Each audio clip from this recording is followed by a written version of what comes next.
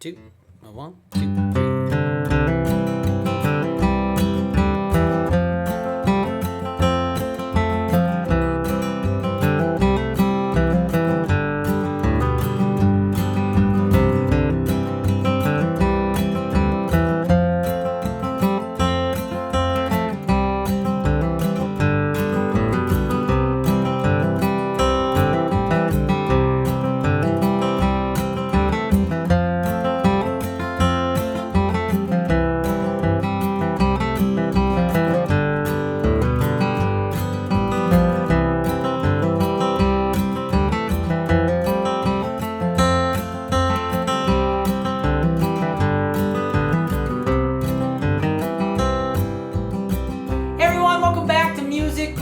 Thanks for joining me. In this week's featured lesson, we're going to take a look at an original composition I've entitled Easy and Intermediate Chord Style Arrangements in the Key of C. So as you just saw and heard, I did 2 arrangements in a very common chord progression in the key of C, 1, 4, 1, 5. And the first time through, I did a very basic, straight ahead, Carter style-like arrangement, playing a very basic melody. And then the second time through, I took that same melody and begun to embellish it, add some cross-picking moves, some consecutive eighth notes. And what we're really shooting for here is nice, smooth, connected, full and rich sound on our guitar.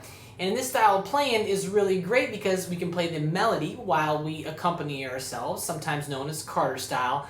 And it just makes for some really fun playing on your own without a band or anybody else.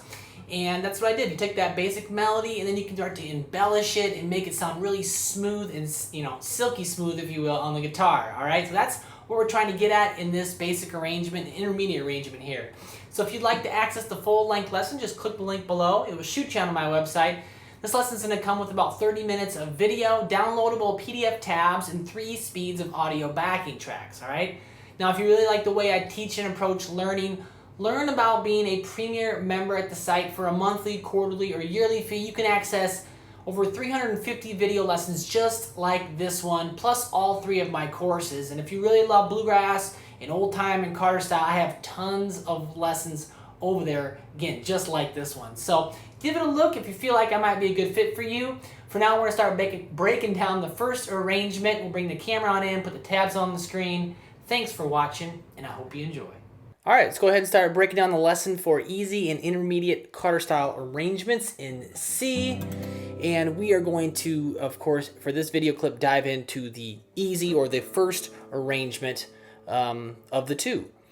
So I'll get the first 3 measures on the screen there. Remember, the markings below the staff are pick directions. So staples are down, V's are up. And any markings above the staff, little numbers, will be left-hand fingerings. I don't think there'll be too many here, but in this arrangement, because we're playing within the chord a lot of the time. So here's what the first 3 sound like.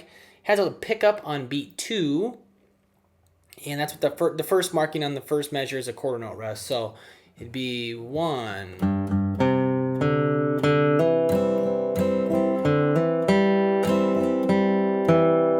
Okay, everything's darn near right within the chord, right? Do that again. 2, 3, 4, 1.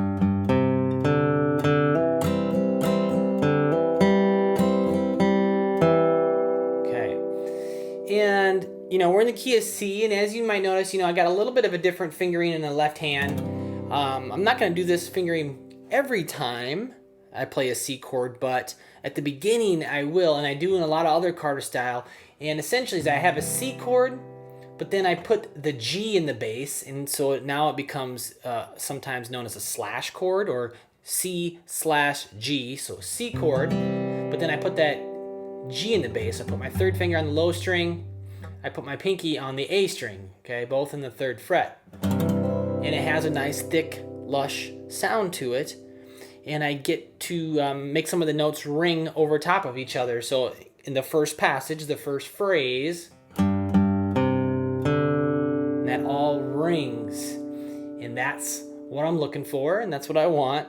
And so might be a little bit different fingering than you're used to, but this is a very common chord shape and position. And so yeah, I got beat 2 there. It's got 2 eighth notes on the low string, 3rd fret. So 3rd finger should be on that string, and and then the A string, and then open D. So you do have to move the second finger off of the fretboard there. So 2 and 3, 4. And then the next measure, I'm going to hit the open D again and hammer back onto the second fret. And then I'm going to strum 2 and 3 and then 0, 2, hammer on the D again. So measure 2, after I hammer on the D string, the rest of that stuff there is, indicating strumming on the highest sounding 3 strings. So 0, 1, 0. You'll notice we'll see this all the time, but it's kind of indicating some strums. So 2 and 3 and if you hit more than that, that's okay. But I'm really trying to focus my strumming on the top 3 strings, so the highest sounding. 2 and 3 and 4 and whoops. There we go.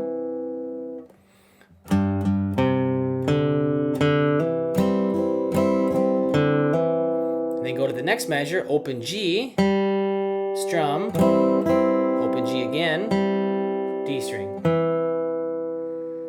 So let's put all that together. Let's do those 3 measures in context, nice and slow. So 1, 2, 3, 4, 1. 2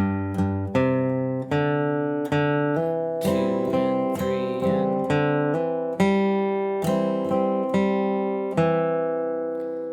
again, 2, 3, 4, 1.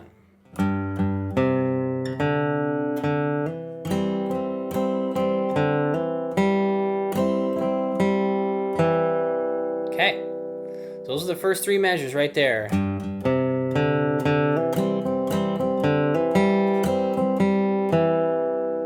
we're going to see some of that stuff again. So once you've learned the first 8 bars or so, we're going to see a lot of it in the kind of the second half of the progression.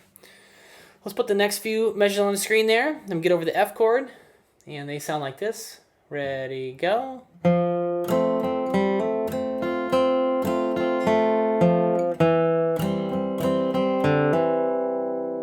Do that again. Ready, go.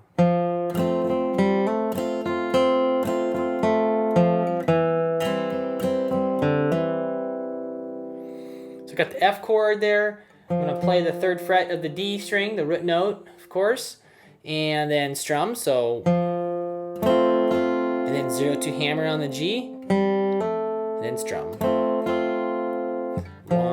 2, 3, and 4, and then 1st fret B, strum, then the G string again, and the D string. Just outlining the chord, really, kind of playing the arpeggio there. Then we go back to C, but I'm going to play the D string.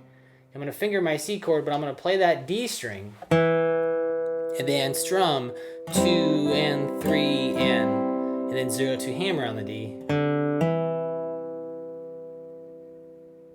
1, 2 and 3 and 4 and. So let's put those 3 together now. 1, 2, 3, 4.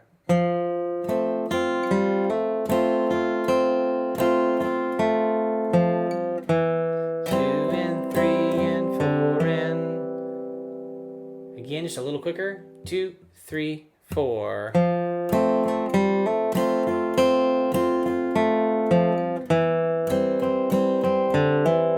Let's put all 6 of those measures together. So from the very beginning, 1, 2, 3, 4, 1.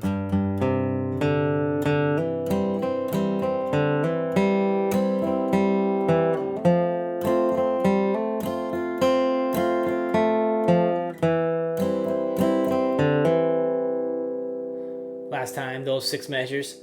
1, 2, 3, 4, 1.